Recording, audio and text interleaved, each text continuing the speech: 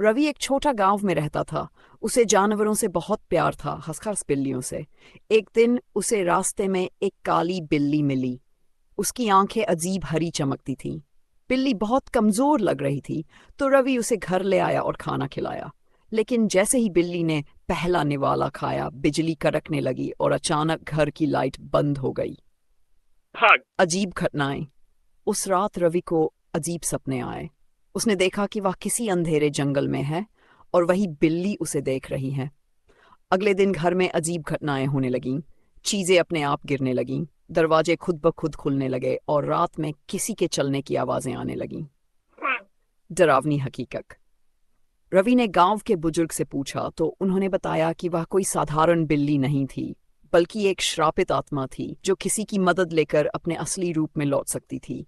रवि डर गया, लेकिन तब तक बहुत देर हो चुकी थी।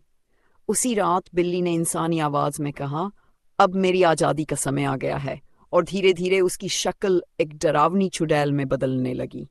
भागो। भागने की कोशिश। रवि तेजी से भागा, लेकिन घर के दरवाजे अपने आप बंद हो गए। चुड़ैल उसके करीब आने लगी, लेकिन तभी रवि को बुजुर्ग की बात याद आई। अगर तुम सच में पशु प्रेमी हो तो इसका भूत तुम्हें नुकसान नहीं पहुंचाएगा। उसने हिम्मत जुटाई और कहा, मैंने तुम्हारी सच्चे दिल से मदद की थी, मुझे जाने दो। भाग पर।